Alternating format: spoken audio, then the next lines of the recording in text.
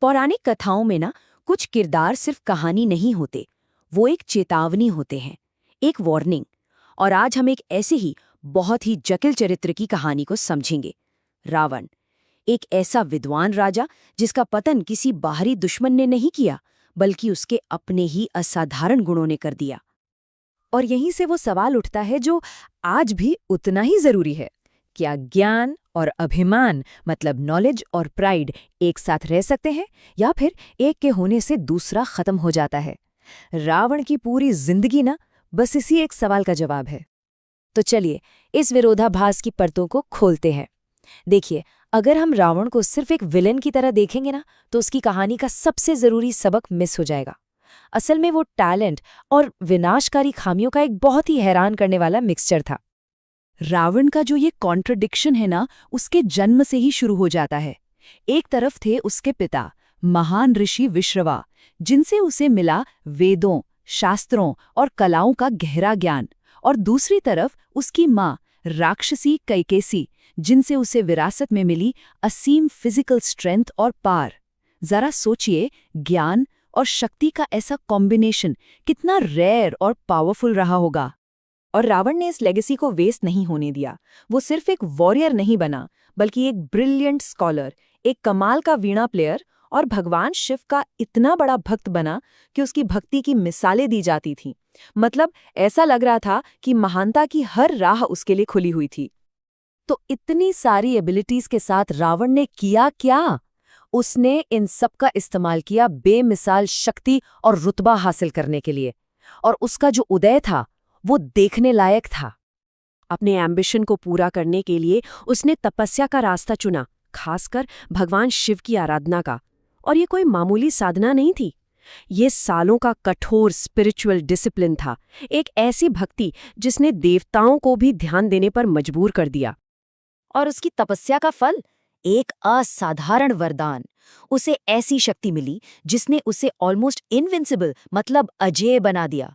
अब कोई देवता या दानव उसे हरा नहीं सकता था।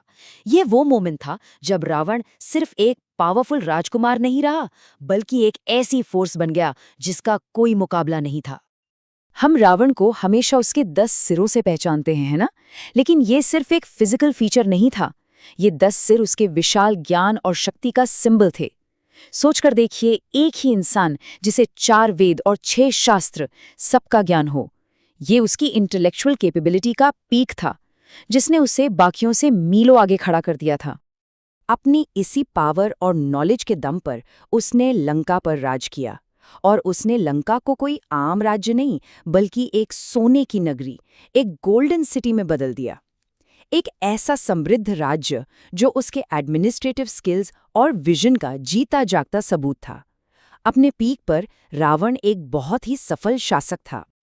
लेकिन अक्सर जहां शिखर होता है, वहीं से ढलान भी शुरू होती है। जब शक्ति और ज्ञान पर विनम्रता का कंट्रोल ना हो, तो वो एक घातक जहर को जन्म देते हैं। और रावण के केस में इस जहर का नाम था अहंकार।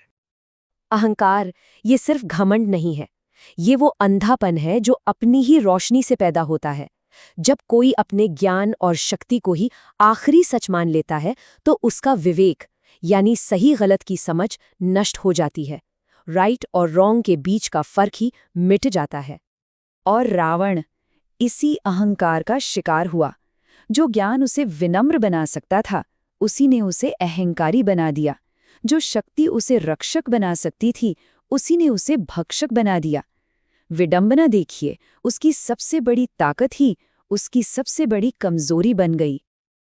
अब हम आते हैं रावण के पतन के फाइनल चैप्टर पर। ये वो टर्निंग पॉइंट है जहां उसके अहंकार ने उसे एक ऐसा कदम उठाने पर मजबूर किया जहां से वापसी का कोई रास्ता नहीं था। वो अपने अहंकार में इतना डूब चुका था कि उसे किसी की सलाह सुनाई ही नहीं दे रही थी, न अपने मंत्रियों की, न अपने भाइयों की। अपनी शक्ति के नशे में चूर उसने एक ऐसा कदम उठाया जो न सिर्फ उसके बल्कि उसके पूरे कुल के विनाश का कारण बना। ये उसके जीवन का सबसे बड़ा अधर्म था। अपने अहंकार और वासना से प्रेरित होकर उसने सीता का हरण किया। ये सिर्फ एक अपहरण नहीं था, ये धर्म की हर सीमा का उल्लंघन था। और इस एक अपराध ने एक विनाशकारी युद्ध की नींव रख दी। इस एक अधर्म ने विनाश का पूरा चक्र शुरू कर दिया। सबसे पहले भगवान राम के साथ एक भयंकर युद्ध छिड़ गया।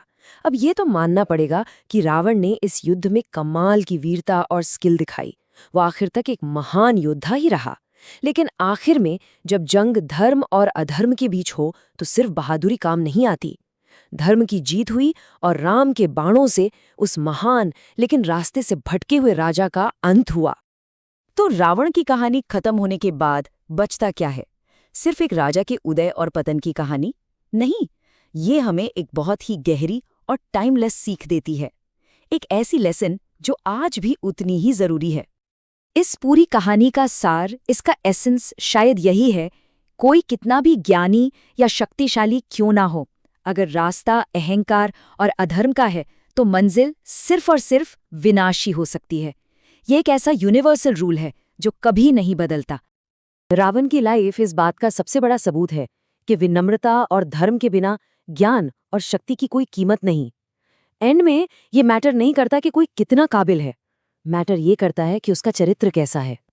और आखिर में ये कहानी हमें एक जरूरी सवाल के साथ छोड़ जाती है।